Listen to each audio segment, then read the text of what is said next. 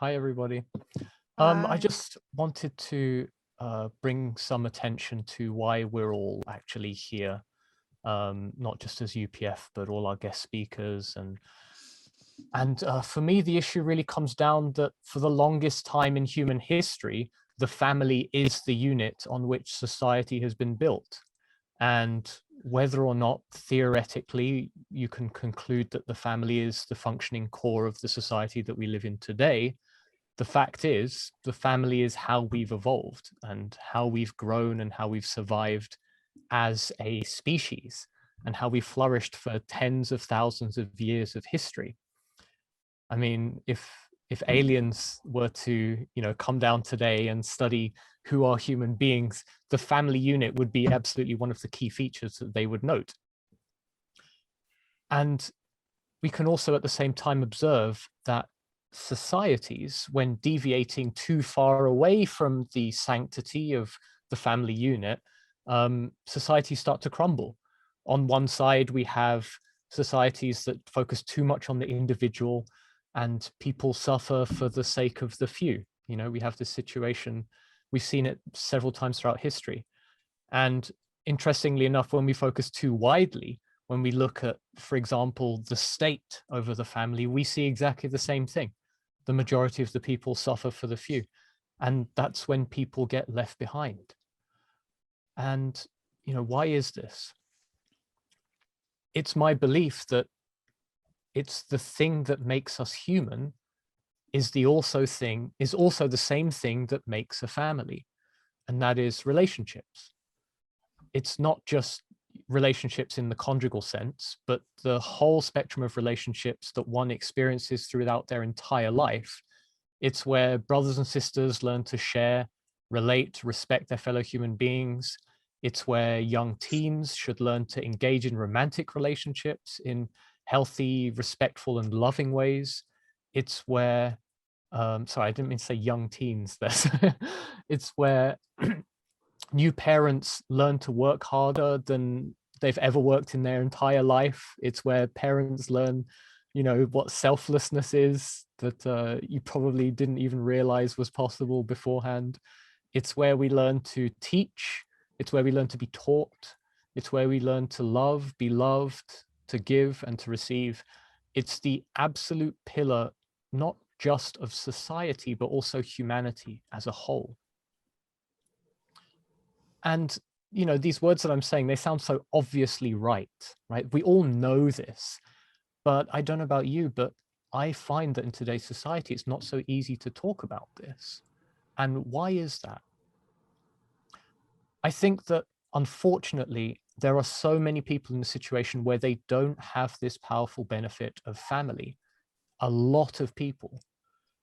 And of course, we always strive to be inclusive so that we don't leave anyone behind.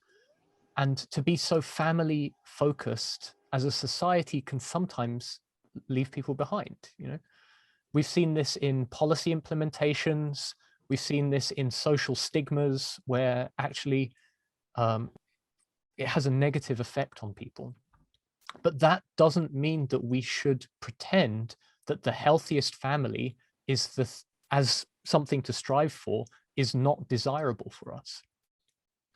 I think as a society, we need to once again see a healthy family as the core thing to strive for. Even when it breaks down, let's try to get the closest that we absolutely can. And only when we acknowledge that ideal can we actually start caring for children who've been left behind, start caring for single parents who are struggling without the necessary support that a loving partner provides. The single dad trying to teach his daughter how to do her hair, or to support her when her first period arrives. The single mum who's struggling to teach her son how to be a strong, masculine gentleman and to control themselves. The new parent struggling with mental health issues, as was mentioned before, because they feel just so alone. When we start to tell ourselves that broken families are okay for the sake of inclusivity, actually we get the opposite effect. People get left behind again. And the data supporting this is so strong. as Frederick mentioned before, as Theodor mentioned before, crime skyrockets in societies where single parenthood is normalized. It's so apparent, and it has been for decades, that according to quite a robust study from the University of Chicago, on the tail end of a crime epidemic in the USA in the 80s, crime fell by 30% in the 1990s.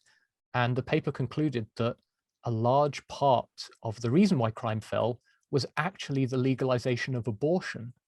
Now, I'm not here to comment on the issues surrounding abortion. That's not what we're here to do today.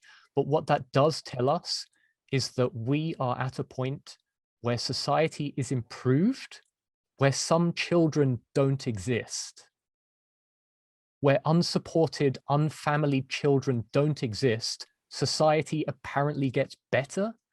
That's not a society I want to live in. It's not a society I think should exist.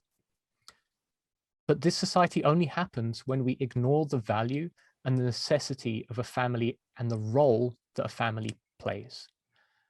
You know, families break, unplanned children happen. Right now, that's unpreventable. But children growing up without an adult and sibling nurturing society, environment, that's completely preventable. You know, parents raising children and feeling alone and left behind, that's totally preventable. And that's why I'm so grateful for these 4 speakers. I see them as they're filling these gaps in society. They're building on top of existing families, and more importantly, they're teaching society about relationships, and that's what it is to be human. And I don't know if they see their work as having as wide a scope as I see it, but it's true, right? They're building on humanity. And I know it's really, really cheesy, but I think that these 4 speakers should get a round of applause. Put your little rounds of applauses in chats, or maybe do the you know, the deaf applause. Deaf people, they applaud like this. I think we should really show them their appreciation, and just our appreciation to Robin and Margaret and UPF just as a whole for bringing them together for what is such an important issue, I think. So thank you, everybody.